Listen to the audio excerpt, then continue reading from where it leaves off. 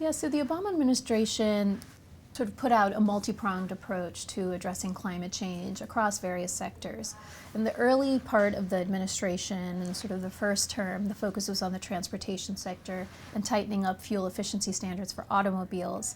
The next plank of it, which is probably the cornerstone of the Obama climate legacy and agenda, was what is called the Clean Power Plan, and that is to address greenhouse gas emissions from the power sector, essentially by establishing state-level targets on emissions intensity, giving states some leeway in how they meet those targets, but basically the idea is to force more coal out of the power mix in favor of natural gas and renewables. And it's a long-term plan that has targets that would only take effect starting in 2022 and would have would sort of over the course by 2030 achieve a 30% reduction in greenhouse gas emissions.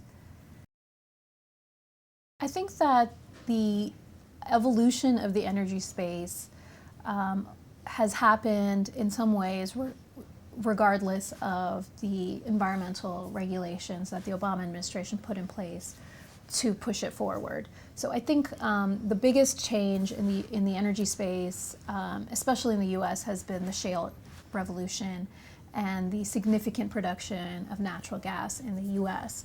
That has collapsed the price of natural gas in the U.S., made it far more competitive compared to coal.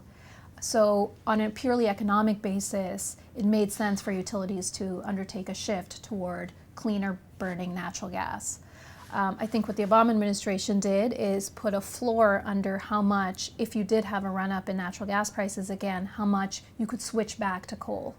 So that's really where the effect might be more significant. But I think there is a natural evolution already underway in the U.S. toward using more natural gas, less coal, that is likely to remain in place.